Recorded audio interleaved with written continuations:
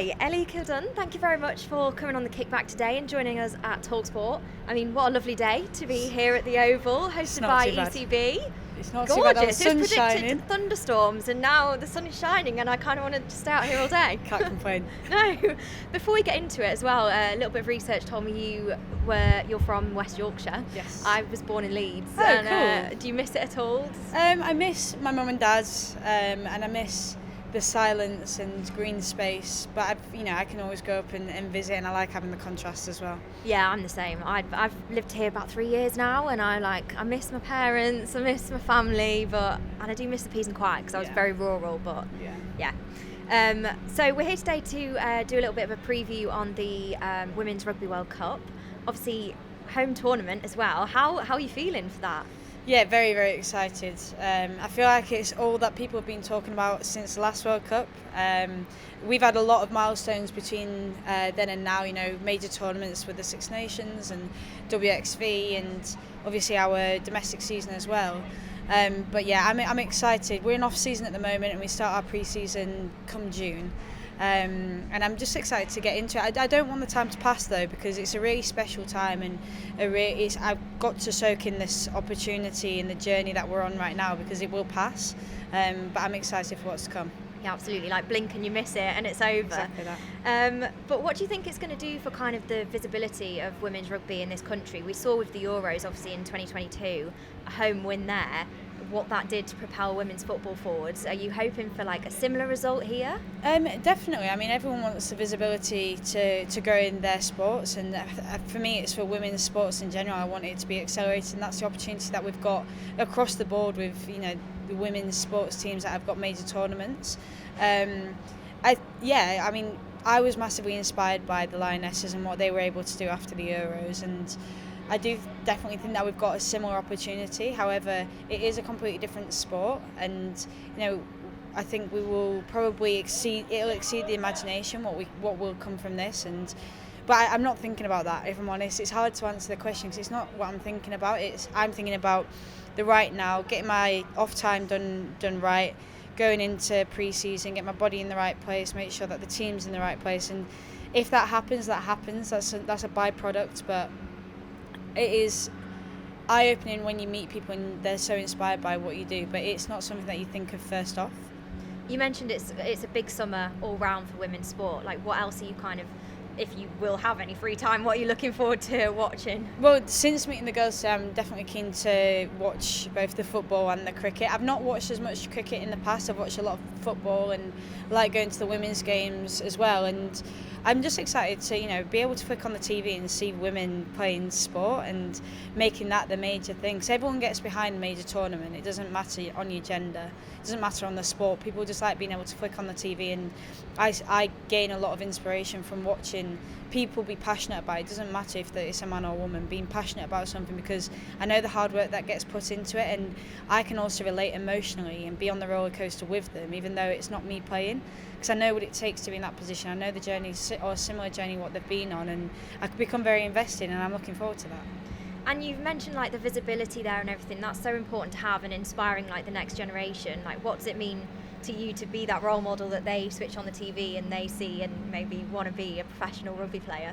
Yeah, it's super cool. I think I'm sometimes a little bit naive to how much I do maybe play that role model role, because I go about myself with a professional manner and try show what it's like to be a professional athlete, but also a driven human being, and what it means to be a professional sports person and the hard work that goes into it. But above anything, being authentically myself. I think that's the thing that inspires people the most. I do it my way, and again, it's not something that I think of, but I also know that I've got a responsibility to show the younger girls and boys what we can do and how cool it is to be part of something like a rugby team, a female rugby team, and what it takes to get to that position, and that it doesn't matter what you look like, it doesn't matter who you are as a person, where you've been, where you're going, where you are right now.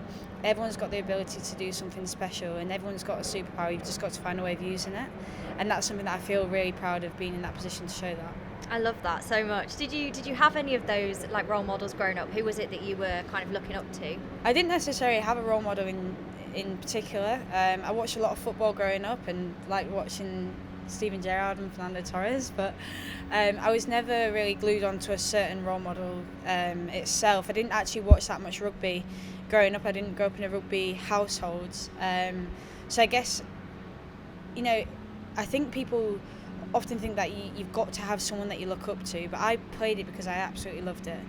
I still play it because I absolutely loved it. I'm not trying to be like anybody else. I'm not trying to be on the same journey as anybody else or succeed the same as what someone else has done before me. I'm very much on my own path, and remembering why I do it. I do it because I love every opportunity that I get thrown into. I've got my best friends that I play with, travel with. I have days where we stood at the Oval and talking to Lionesses and England cricket player. Not many people can say that, and that's really cool. But I try to just live very much in the moment and try be in my world and really appreciate that for what it is. And how did you get into it? Because when I kind of did a bit of research on you, we're both 99 babies, and I remember going to school, like girls weren't allowed to play rugby, weren't allowed to play football. I wasn't even allowed to wear trousers at my school. Yeah. So how did you get into rugby?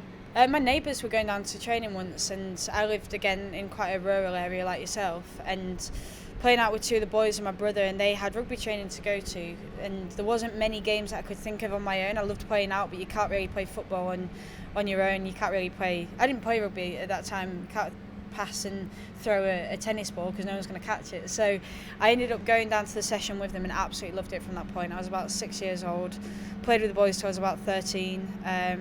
When I went to school, it's similar. They said girls don't play rugby, and I stood my ground. I said, well, I don't play netball, so you're going to have to let me play rugby. And they said, look, we've had 200 years and there's been no girls that play rugby. And my coach at the time came in and said, just let's see how she does.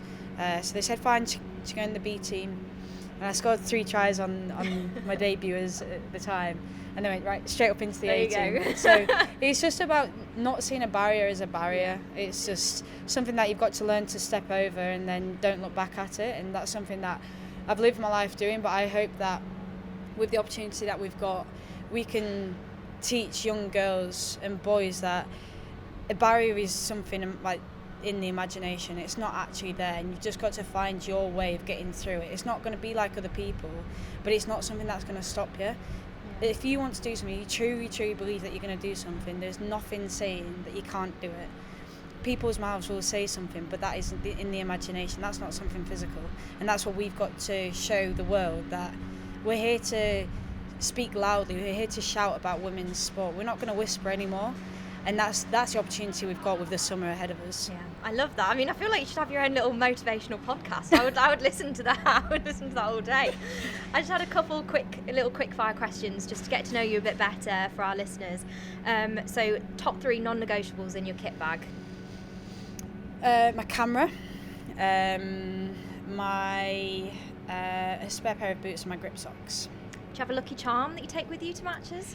No, I'd probably lose it. In my head, I lose a lot of things. I try not to stick to routine because, if something goes wrong, I don't want to be thrown. But I am so relaxed and chilled out. I've got to take every day as it comes and treat it like a very normal day, because it is cool what we do. But at the end of the day, we're chucking a rugby ball about, and that's why I did it in the first place, and that's why I do it now. Yeah. Do you have a pre-match playlist? No, I do love my Afro beats and Amapiano. When I see rugby, I see the game as like a dance. It's showtime. We spend all week training, almost like X Factor. Everyone's practicing all week, and then everyone watches on the Saturday. You turn it on, you think this is showtime, and that's almost how I see a rugby game. It is moves, and I can't dance, so don't ask me to dance, but I can step people, and that's almost the same thing. But you enjoy that. I enjoy performing. I enjoy playing with the people around me and making something work out. So I kind of go with like playing something that in my head I can almost see myself dancing to on maybe a night out boogieing somewhere. Yeah, there's actually been quite a big debate in the Premier League recently about whether fans want to be entertained when they watch a game. Do you think that's a big part of rugby? Like, is it just about winning, or is it about, like, you just described it as a bit of a dance? Like, is it about that, like, entertainment and getting fans on their feet? Yeah, I definitely think it's about being entertained. I went to Canada last year, and we watched a lot of the ice hockey and a bit of the American football as well, and that was an entertainment. The music, the lights, the sound. I was entertained, even though I didn't know the sport, and I think that's something that we definitely want to do when people come watch us. Ellie, thank you so much for joining us. Thank It was lovely to speak to you, lovely to get to know you, and good luck for the summer as well. Thank you We'll very be much. rooting for you. Thank you. Thank you.